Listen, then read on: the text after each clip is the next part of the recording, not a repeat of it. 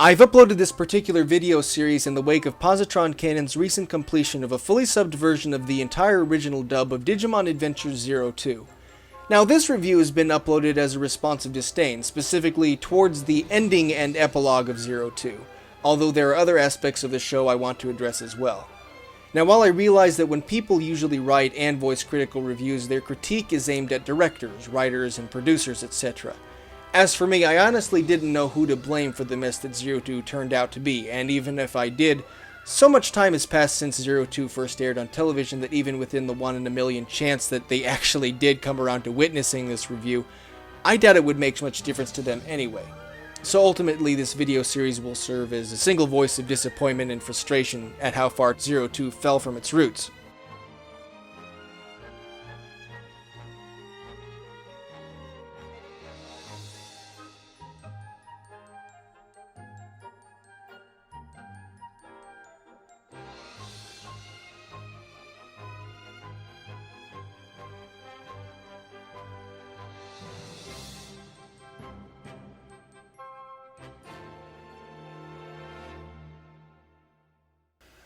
It is difficult to pinpoint exactly where 02 went wrong. At first, I thought I'd be addressing just the ending and the epilogue.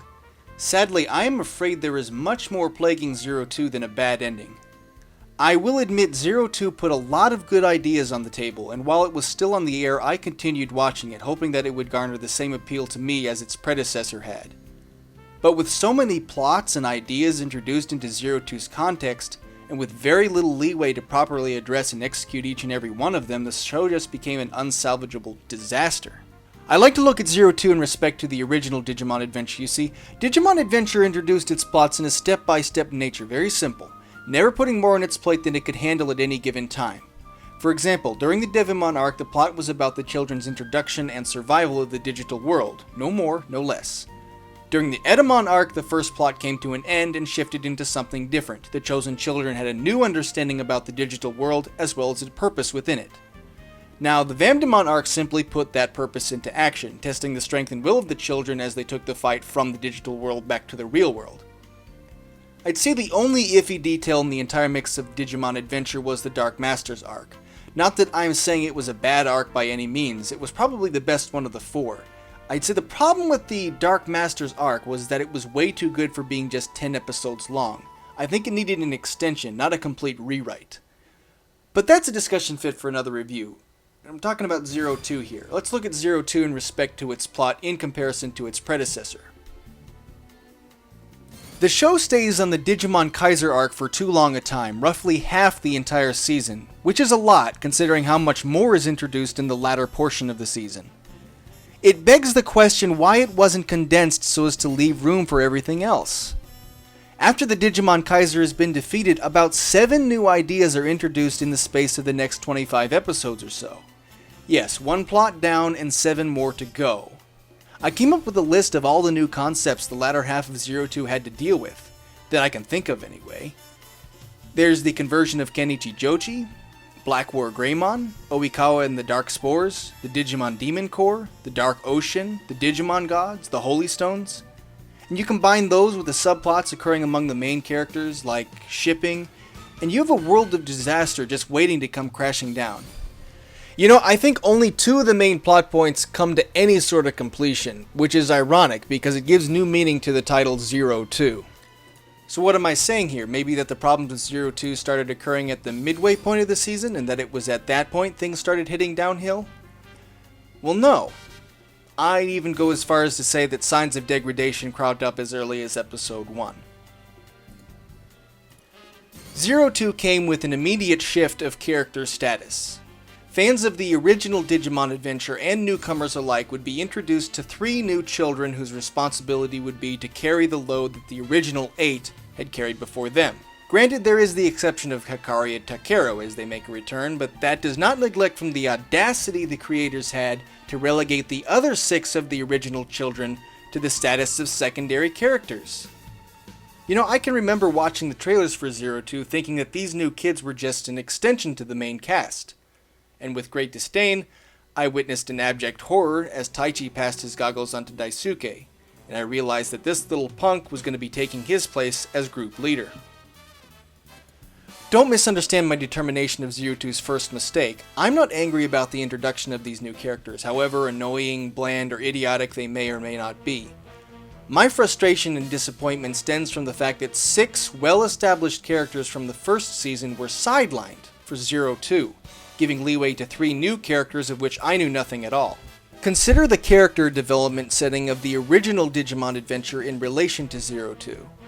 The original chosen children were forced into a situation in which they had no choice but to survive, and adapt as best they could to the dangers the digital world presented. They were trapped, and had absolutely no means of simply shuttling back and forth between the digital world and the real world. In fact, part of the irony of finally discovering a gateway leading back home was that the real world was being invaded at the time, and their return only meant that they'd be shifting the battlefront from Vamdemon's castle to their home city of Heightened View Terrace. The only time the original chosen children are given any choice of re-entering the digital world occurs after the defeat of Vamdemon, and by that time they've become extremely experienced, enough that we can believe that they are ripe and ready to re-enter the digital world without looking back. The new children of Zero Two are allowed to enter and leave the digital world whenever they please, so they aren't forced to deal with the same entrapment issues that the original children had to deal with. In other words, there's really no stopping them from simply dropping the entire ordeal, either out of fear of dying or the simple unwillingness to put up with that much responsibility. And considering how many times these new children have had a brush with death or have been put into situations that are supposed to be beyond their comprehension, it really is a wonder why they didn't take the easy way out. In fact, it's downright unrealistic. Because there's simply no justification for it.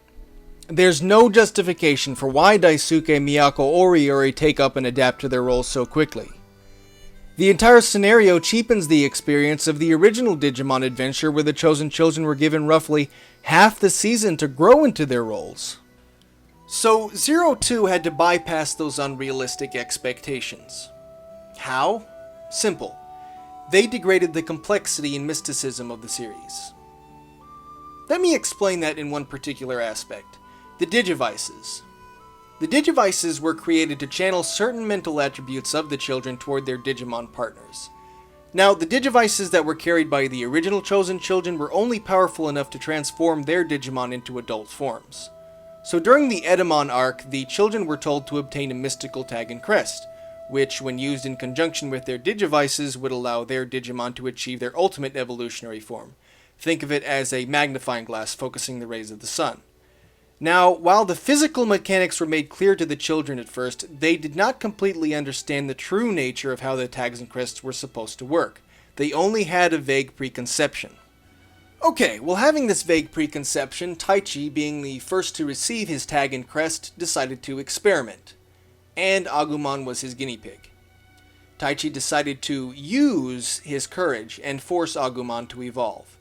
The courage that Taichi displayed, however, wasn't true courage. It was recklessness. It worked, but it transformed Agumon into Skull Greymon, a chaotic beast that nearly killed Taichi. The lesson learned here was that courage wasn't something Taichi could simply pull out of a hat and expect his wishes to come true. Courage was an attribute that he had to master and control. In Zero Two, however, those building blocks come crumbling down. It's like they turned down the difficulty level from insanity to easy mode. When Daisuke finds Vmon, he's just told to use his courage somehow. And I guess it's also necessary to recite a magical phrase, Digimental Up now, in order to trigger the evolution. Now, why all of a sudden is there a vocal requirement? Vocal requirements were never a necessity in the original Digimon adventure, so why implement them now? I mean, give me a break. I'm nitpicking, yes, but there's also the fact that Daisuke doesn't have Taichi's experience or knowledge. He wasn't given any room for trial and error to work out the kinks in his courageous attitude, I guess.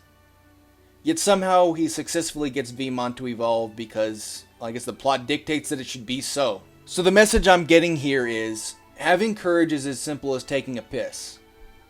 The whole riding the bike thing was just a load of horse manure, right? And you know, this would mean that just about anyone could become one of the chosen children.